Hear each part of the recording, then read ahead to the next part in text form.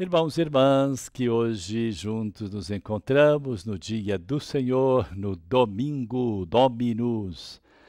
Ali está a nossa certeza de que o Senhor ressuscitou e ressuscitado vive no meio de nós e nós celebramos em cada Eucaristia, mas principalmente no domingo.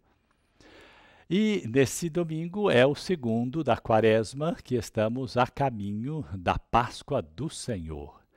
E neste caminho nós queremos de fato refazer em nós nossos propósitos, nossos desejos, nossa vontade.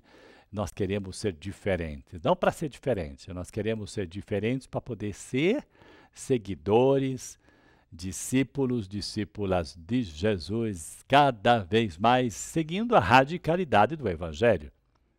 O Evangelho é para qualquer um, é para os radicais. Por isso, hoje nós vamos partilhar a palavra que vem do evangelista Marcos, no capítulo 9, de 2 a 10.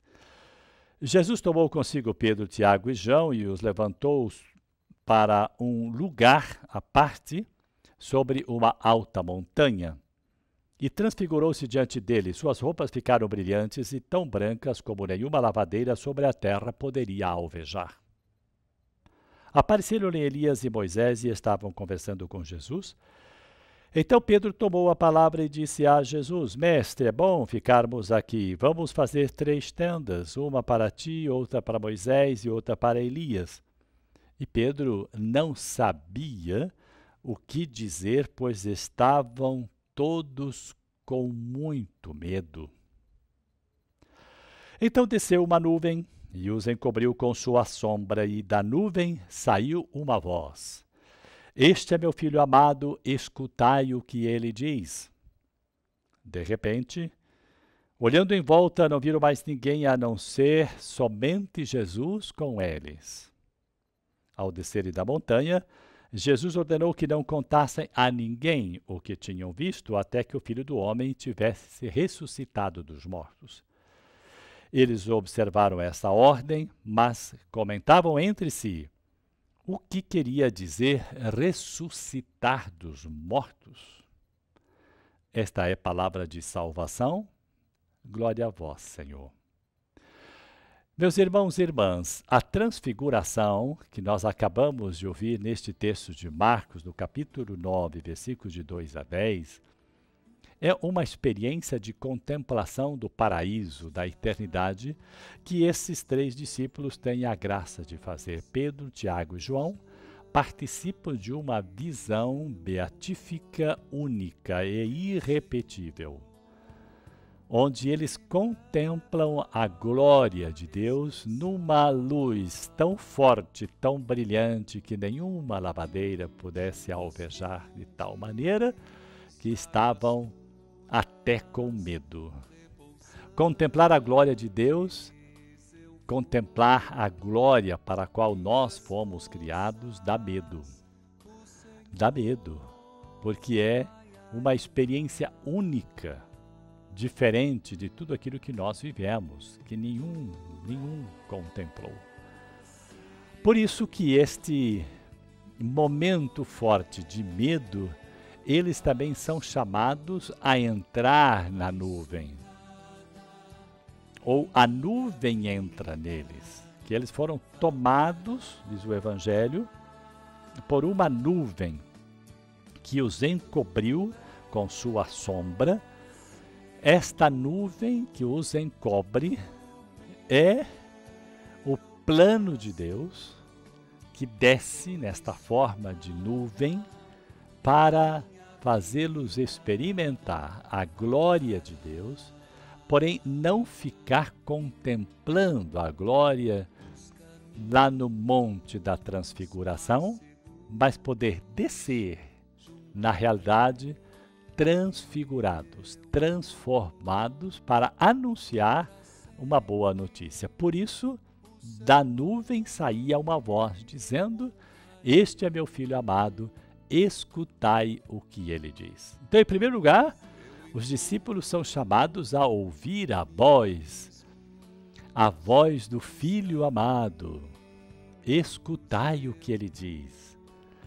para que na escuta, no mergulho na palavra de Deus em Jesus, o nosso Mestre, eles possam descer da montanha, depois de ter ouvido, mergulhado, entrado na nuvem de Deus, poder descer iluminados para iluminar. Mas é interessante que Jesus diz, olha, vocês vão descer da montanha, descem da montanha, mas pede, não conte para ninguém a experiência que vocês fizeram. Interessante isso, não? Não contem para ninguém. A palavra é muito clara, que não contassem a ninguém o que tinham visto até que o Filho do Homem tivesse ressuscitado dos mortos. Por quê? Porque ali eles contemplaram a glória da ressurreição, a vitória de Cristo sobre a morte, sobre o pecado. Foram transfigurados. Não só Jesus se transfigura gloriosamente, manifestando a eles uma nova forma de vida, que eles ficaram totalmente perdidos, sem entender o que estava acontecendo, porém, eles ali experimentam, apesar do medo, o que é a ressurreição, o que é a glória de Deus. Por isso que Jesus pede para não contar. Aguardem no coração de vocês, porque vai chegar a hora em que todos entenderão. Não é falando da experiência que o povo vai entender o que significa a ressurreição. Cada um vai ter que fazer a sua experiência de experimentar a presença do ressuscitado. Por isso que o Evangelho termina dizendo, eles observavam esta ordem, mas comentavam entre si o que significa ressuscitar dos mortos. Claro, imagine, uma experiência totalmente diferente, totalmente nova que fizeram, e que também não é que eles saíram da nuvem e desceram do monte da transfiguração entendendo tudo. Não estavam entendendo o que estava acontecendo com eles. No caminho do seguimento de Jesus, nós vamos entendendo, nós vamos compreendendo o que Deus quer de cada um de nós. Por isso, meus irmãos, aí está o segredo. Para entender o que Deus quer de nós, o Evangelho de hoje nos pede, escutai o que ele diz. E nós precisamos fechar os ouvidos a tantas outras vozes que nós escutamos e que não é a voz do Filho amado. É a voz de outros filhos que estão por aí querendo também tornar-se mestre, tornar-se senhores. E não é por aí.